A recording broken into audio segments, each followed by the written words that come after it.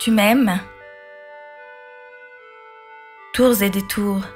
Il faut en revenir à cette éternelle question que les femmes ont le génie de poser aux moments indicibles. On leur pardonnera par facilité, par faiblesse, parce qu'il n'a rien été inventé encore qui remplace l'amour. Et mieux encore que l'amour, l'idée que nous nous en faisons. Et mieux encore que cette idée, le besoin que nous en éprouvons. Vaille que vaille, il nous faut en parler, en écrire, l'entendre chanter, le voir pleurer, le découvrir rayonnant sur des visages.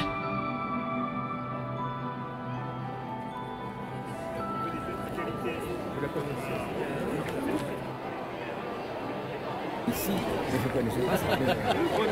Le bonheur est dans le pré. Le duel.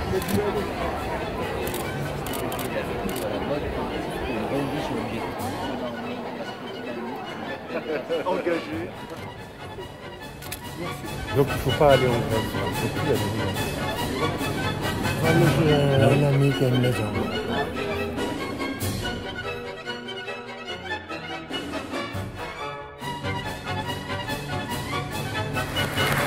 Non, c'est pas facile. C'est trop beau. Je pensais que c'était pour Michel.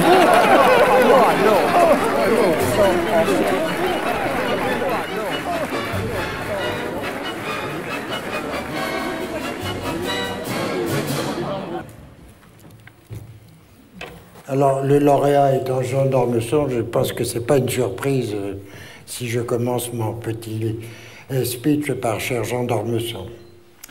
Il n'y a pas de situation plus agréable que celle de ce soir. Nous sommes liés de longue date.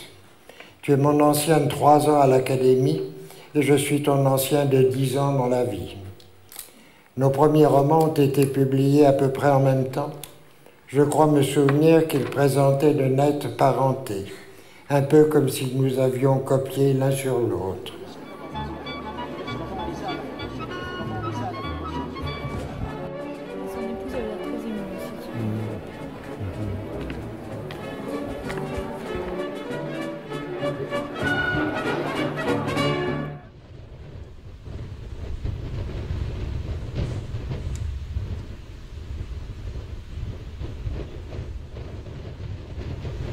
L'écrivain, vous savez, c'est un voleur. Hein.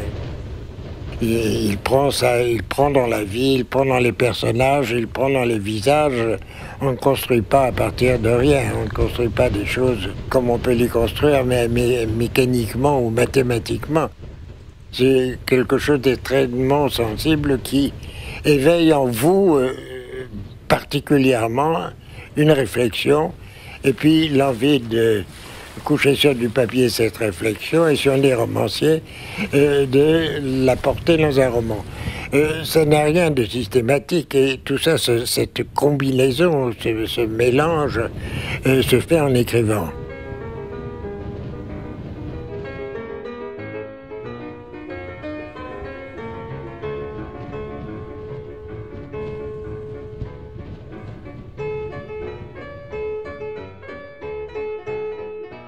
J'ai publié un premier livre qui était peut-être assez réussi, mais maladroit encore, et qui a paru le 25 août 1944.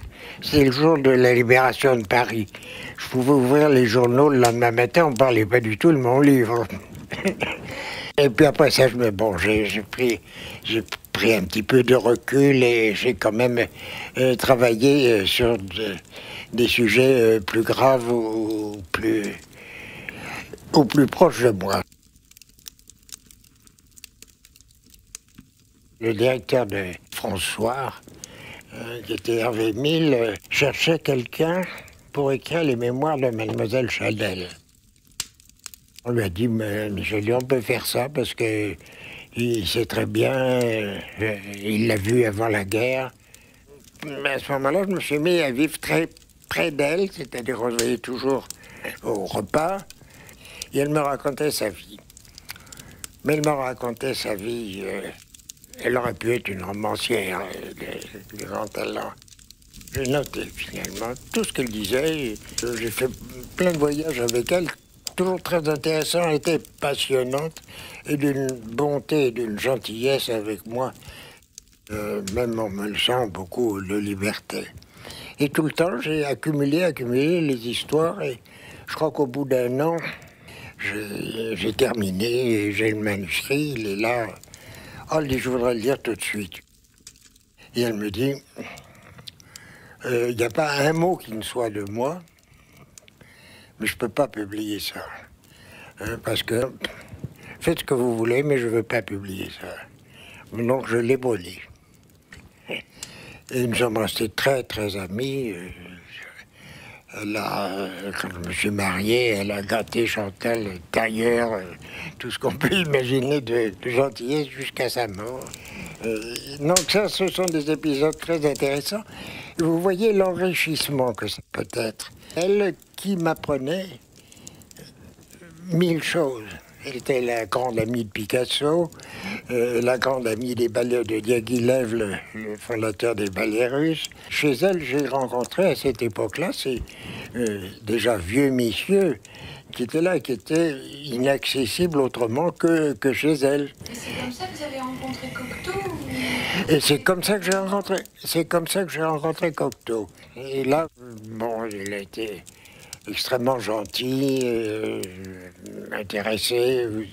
Quand il voyait des jeunes écrivains, il était toujours là à faire une conquête, disant il faut parler pour la nouvelle génération.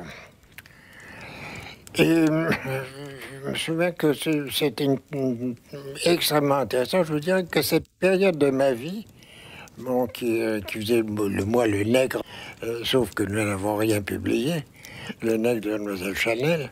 Et cette période de ma vie, j'ai appris énormément de choses. Et vraiment, beaucoup des choses qui sont venues dans mes livres ensuite tiennent à ces conversations et au monde dans lequel, grâce à leurs relations, ou à tous les deux, ça s'est considérablement élargi mon horizon. De toutes les tentations ou les raisons que l'on a de se fuir et de fuir les autres, le voyage est probablement la plus trompeuse. Mais se guérit-on même avec l'expérience des tentations et des raisons? Et puis, dans le désir de voyage se cache souvent l'obscur espoir d'un rajeunissement, d'un nouveau départ, d'une vie ajoutée à la nôtre, fût-ce de la façon la plus éphémère.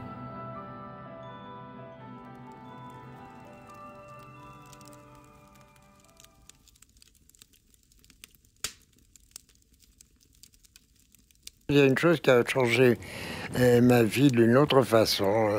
C'est que j'ai rencontré une jeune femme et nous sommes très bien entendus très vite et qu'elle a stabilisé ma vie.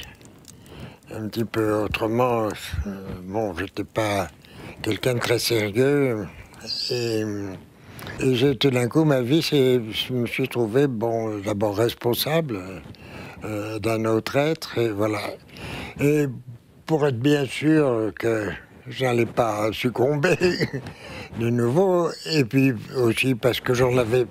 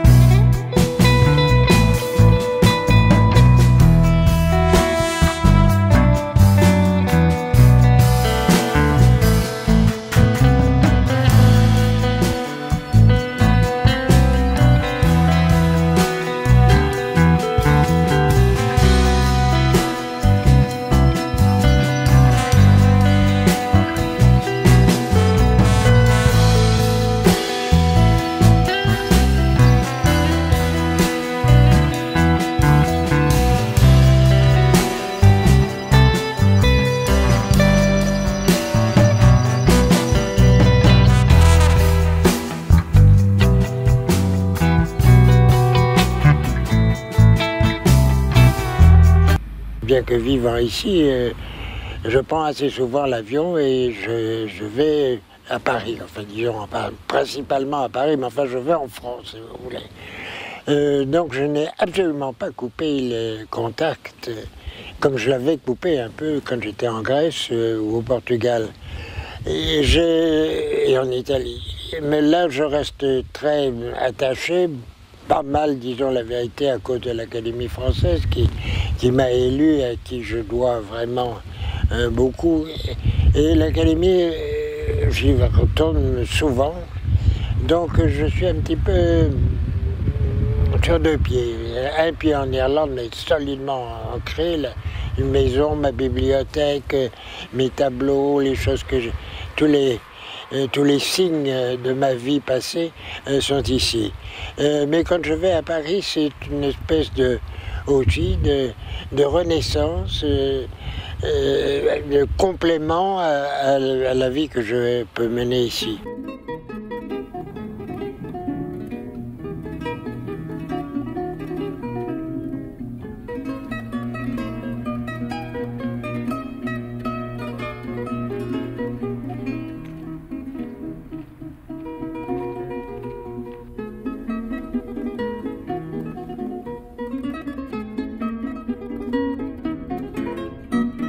On apprend beaucoup en lisant les mauvais romans. Et là, vous voyez les faiblesses, vous voyez ce qu'il ne faut pas faire, vous voyez le temps perdu, vous voyez le remplissage, vous le voyez tout.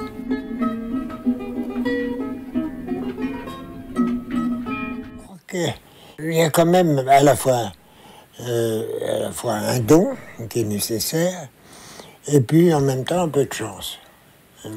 Un peu de chance et la conscience que écrire une histoire, ça n'est pas rien, c'est comme de faire un enfant. Hein. Enfin, comme d'éduquer un enfant. Ouais. De le faire, ça dure un peu plus longtemps. Oui. Que ce plaisir dont les anges sont jaloux.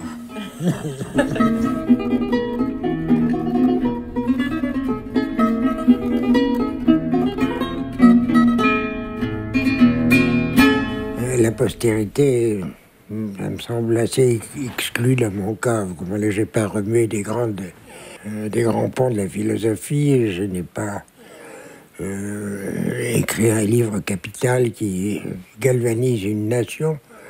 Je crois que j'ai écrit d'abord des livres pour mon plaisir. Mon plaisir est très grand. Hein.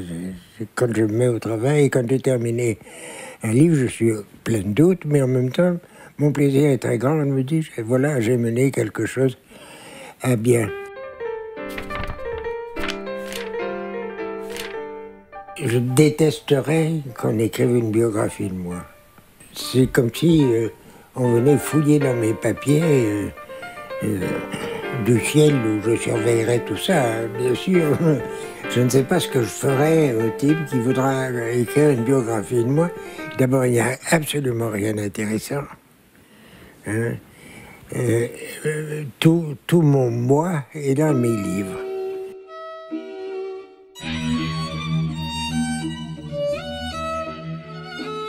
Quand les mots ne viennent pas, je me lève, je fais le tour du jardin, je joue avec mon chien, je reviens à ma table, j'ai trouvé le mot.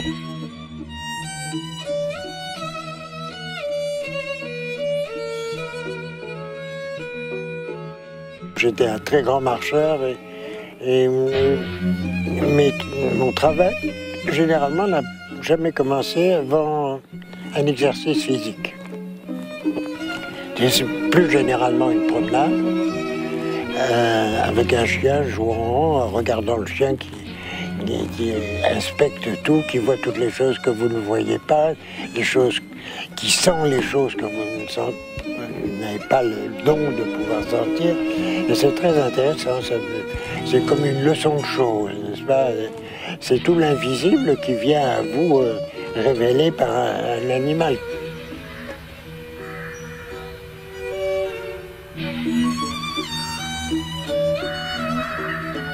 La richesse de la nature sur toute cette planète est tout à fait incroyable.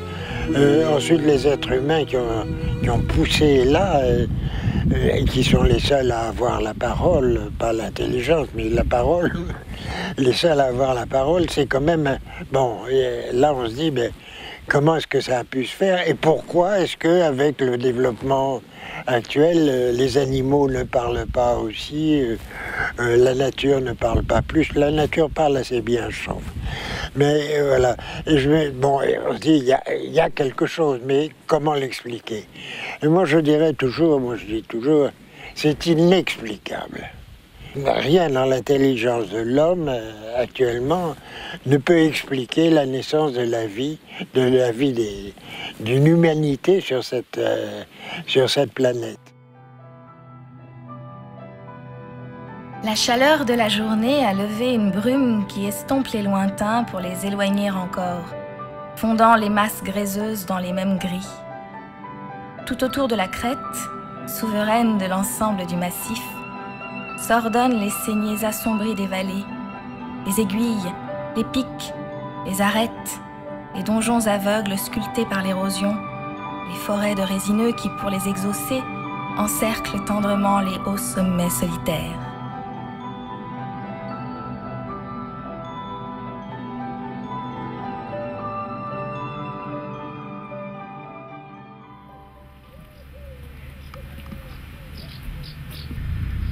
Personnellement, je ne suis pas bien sûr de la vie éternelle, il faut dire. Je trouve très bien, et déjà très reposant et très satisfaisant que à ceux que nous avons aimés, nous laissons un souvenir.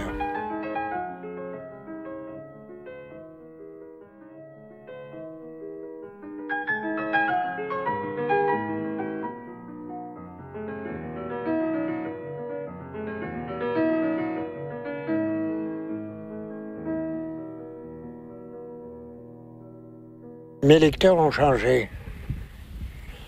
Et mes lecteurs, ce ne sont pas les gens de mon âge, évidemment, il n'y en aurait pas beaucoup. Ce ne sont même pas les gens, disons, de 50 ans, 60 ans. Non, ce sont des lecteurs de 20 ans. Et tout d'un coup, je découvre ça, jusque dans la rue, ils m'arrêtent, ils me disent... Je me dis, tiens, c'est curieux, ce que j'ai fait dans ma vie, ça a passé 2 générations. Qu'y a-t-il de nouveau qui fait qu'aujourd'hui, tout d'un coup, même des livres dans lesquels je ne croyais plus, tout d'un coup, les garçons de 20 ans dans la rue me disent, vous savez, j'ai lu, par exemple, Les gens de la nuit. Et c'est pas une fois, c'est presque tout le temps. Tout d'un coup, ils ont découvert une époque où les hommes comme moi étaient très très libres. Et tout d'un coup, ça les frappe énormément.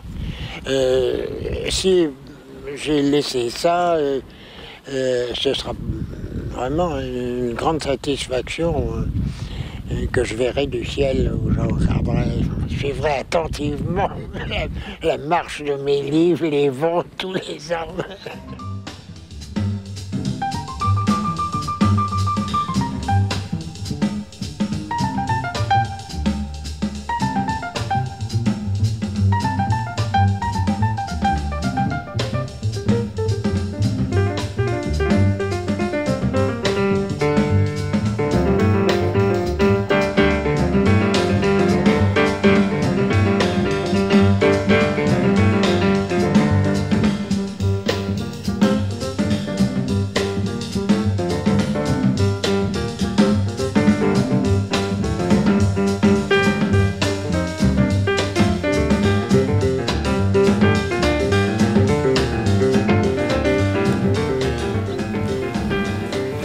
Il faut peut-être pas fumer devant le... on va gommer ça. Non, bah merde, tant pis. Mademoiselle donne ce livre-là. Oui. C'est pas de lui, vous savez. Et tu sais, c'est de lui que c'est moi qui l'ai écrit, il a signé. Tu sais, c'est de lui que Paul Morand, dans les mémoires, dit c'est curieux qu'un garçon aussi intelligent fasse un livre aussi mauvais. Il commence à pleuvoir, j'espère que c'est juste Ça va ajouter d'ailleurs au film. On va voir. À la fin, on va devenir absolument trempé continuant à parler pendant des heures des pays de soleil.